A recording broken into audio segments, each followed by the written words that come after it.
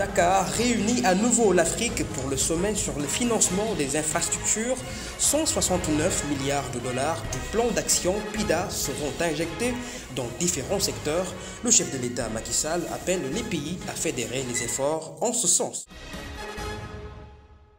Report du procès d'Ousmane Sonko qui l'oppose au ministre Mame Mbaye Niang qui l'accuse de diffamation. Plus de peur que de mal, ce jeudi qui était perçu comme celui de tous les dangers, tribune pour la jeunesse de rappeler l'urgence de la stabilité du Sénégal.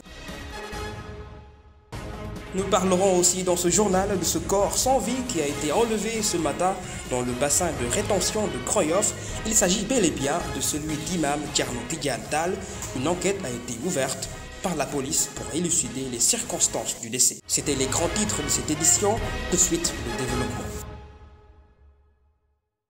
Bonsoir et bienvenue dans cette édition que nous démarrons avec cette triste nouvelle. Les recherches intensifiées par la police du commissariat de Grand Yoff ont été probantes. L'imam sous le nom de Cheikh Ahmed Tidiane Tall a été finalement retrouvé ce jeudi vers 12 h sans vie. D'après une source policière, son corps a été retrouvé dans le bassin de rétention situé à Grand Yoff, puis enlevé par les sapeurs-pompiers. Les circonstances de sa mort toujours méconnues, hormis une dernière localisation de son téléphone dans ce même quartier.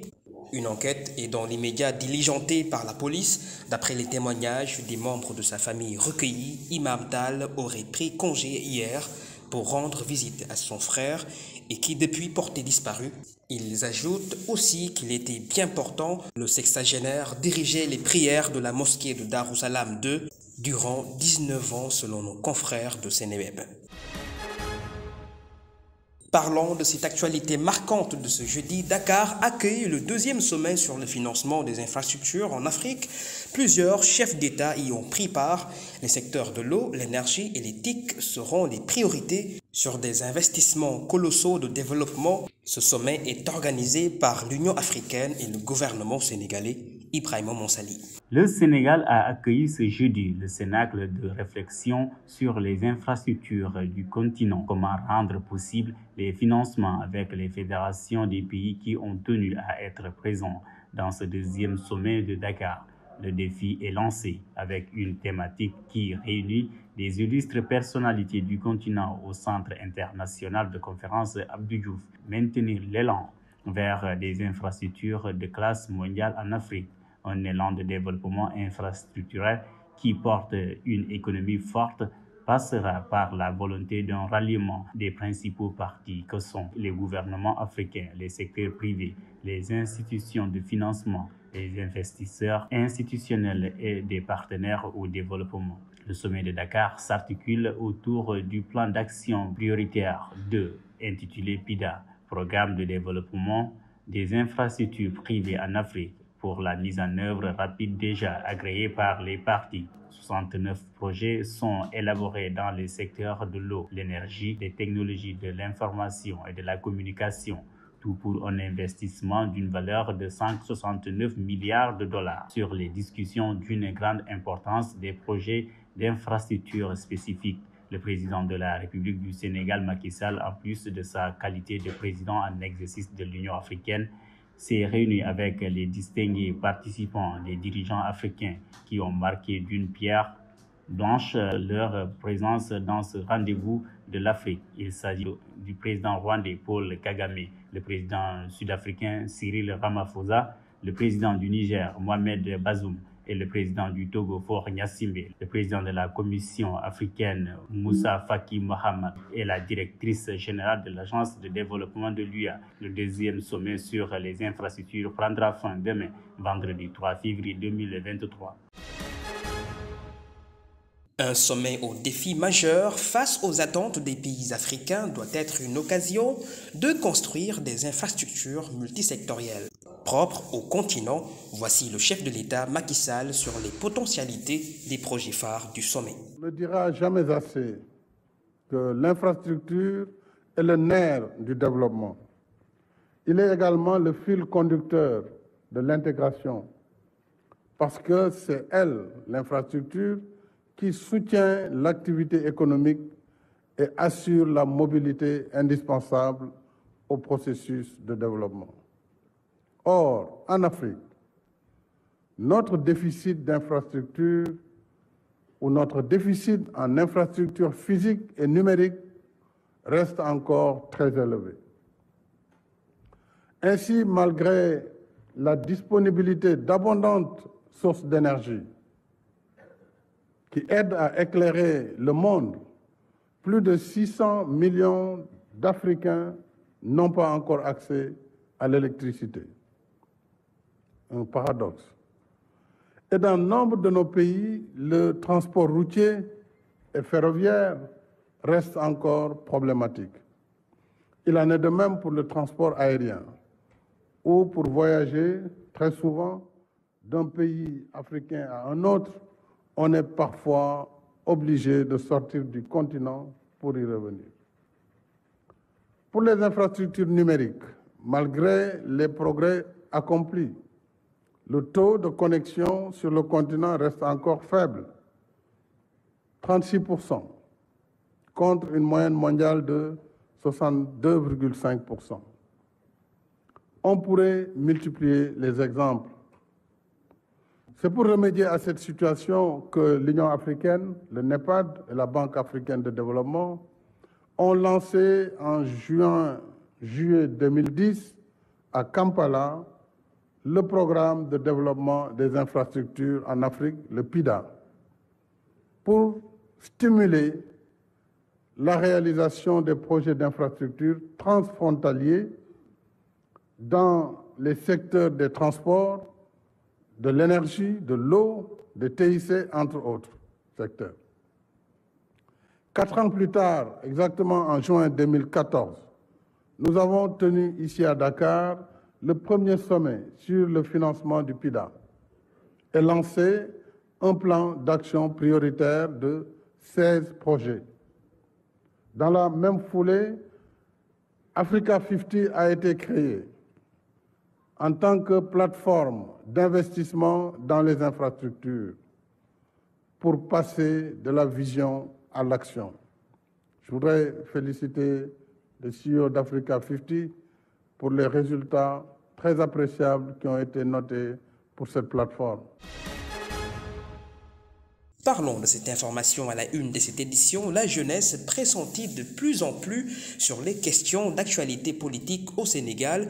En faire sienne est un engagement primordial tel que noté chez le leader du PASTEF, Ousmane Sonko, dont cette tranche d'âge voue un attachement. Jour de son procès renvoyé en début de mars, nos reporters ce matin ont trouvé un rond-point Yoff calme alors que les signaux étaient au rouge. Emmanuel Sarr et Ibrahima Monsali. Un léger échauffourée est noté à Cité Keur Gorgui entre les partisans d'Ousmane Sonko et les forces de l'ordre. C'est plutôt un calme plat qui apparaît ici au rond-point Yoff. Ousmane Sonko, le leader de PASTEF, était attendu à la barre pour répondre suite à une plainte pour diffamation déposée par Mame Mbaye Niang. Une partie de la jeunesse est toujours prête et engagée. À côté de Sonko, une équation à diverses questions. On a appelé ici combien de personnes au procès? Karim Wade, Khalifa Sall, la jeunesse n'était pas sortie.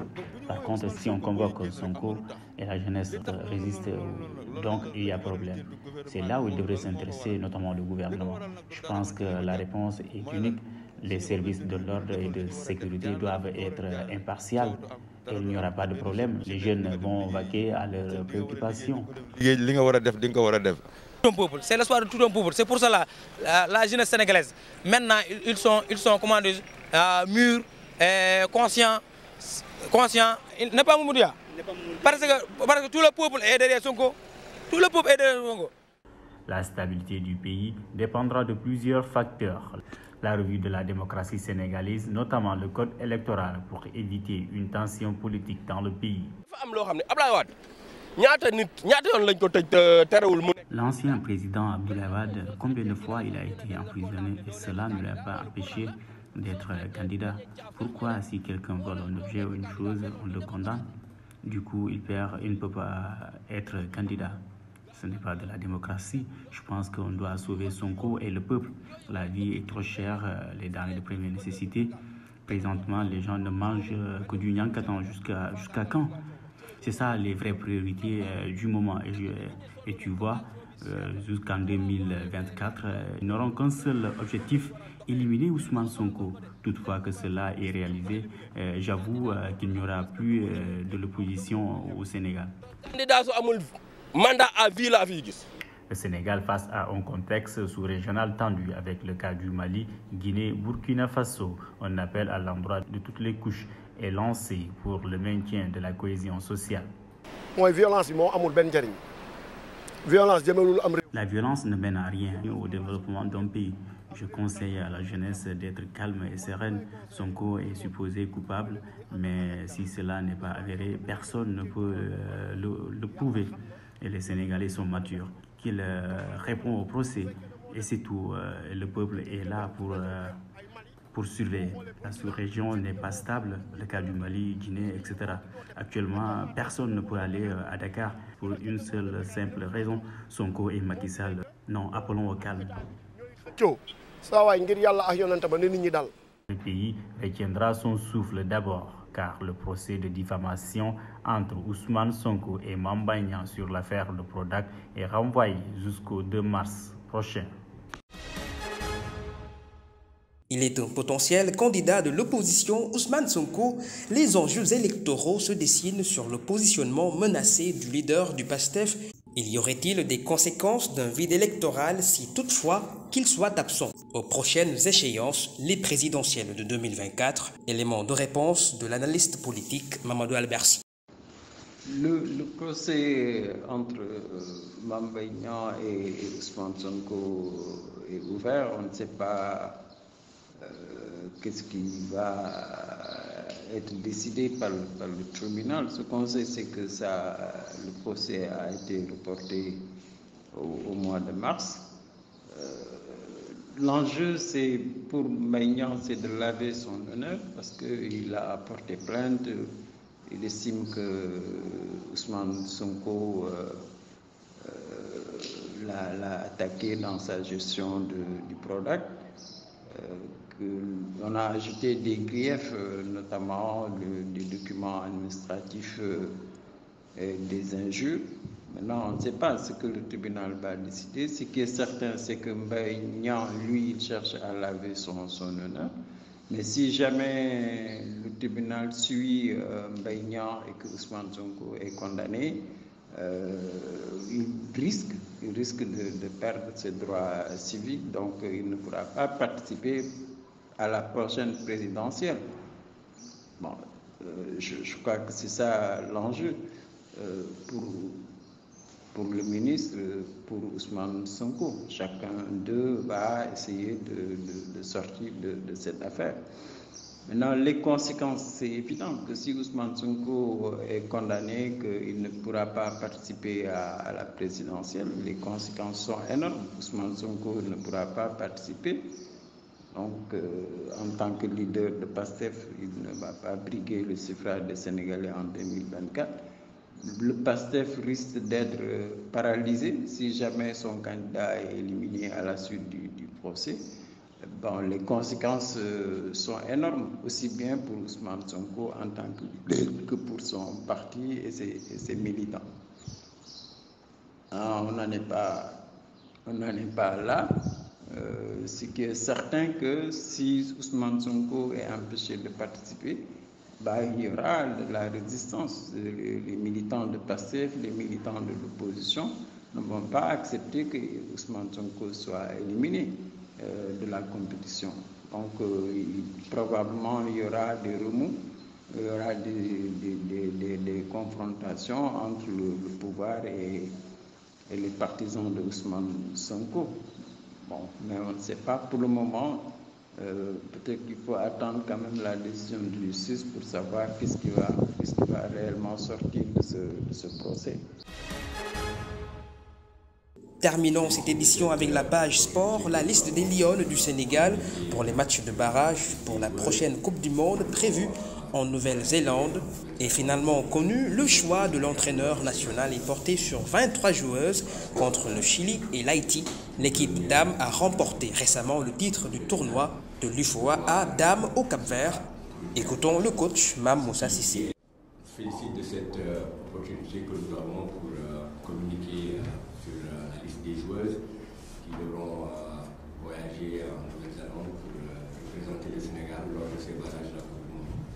Vous n'êtes pas sans savoir que c'est une première pour notre football féminin de devoir se battre pour une qualification, ce qui, si elle est acquise, sera historique. Et donc, nous nous sommes donné les moyens d'avoir une équipe compétitive qui va faire face dans un premier temps à l'équipe d'Haïti et dans une seconde phase si on gagne contre l'équipe de Chili. Donc, suivant les recommandations de la FIFA, nous avons 23 joueuses. La plupart de ces joueuses sont dans le championnat sénégalais et avec qui nous allons voyager dès demain. Elles sont 17 et elles seront rejointes en Nouvelle-Zélande par nos 6 expatriés. Donc je m'en vais vous donner la liste des joueuses convoquées. Nous avons 3 gardiennes. Tening Sen, Afa Grand Yoff, Adji Ndiaye, Dakar Sacré-Cœur, Tchabagay Sen, Aigle de la Médina.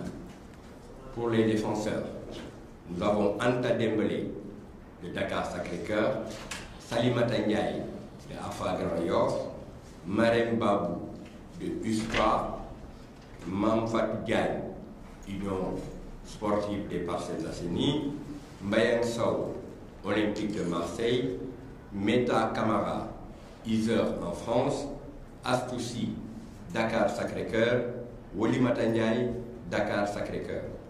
Pour les milieux de terre, nous avons Jeannette Dominique Sagnan de USPA, Etme Adjo Onansima Diagne de Dakar Sacré-Cœur, Binta Korkel Sek de Dakar Sacré-Cœur, Safietou Sagnan de Metz, Ndeye Awa Diakhaté de l'Olympique de Marseille, Korka Fall de Dakar Sacré-Cœur. Et pour l'attaque, nous avons Abi Baldé de Dakar Sacré-Cœur, Mamad Diop, Olympique de Marseille, Absatou Maladou Diallo de l'USPA, Koumba Silambot de l'USPA, Jeanne Koumba Nian, Dakar Sacré-Cœur et Ngena Ndiaye de Bourges 18 en France. Voilà les 23 joueuses qui vont composer la délégation du Sénégal pour ces barrages qui auront lieu le 18 février à Auckland, en Nouvelle-Zélande. C'est la fin de cette édition. Merci de l'avoir suivi. Je vous souhaite de passer une excellente soirée.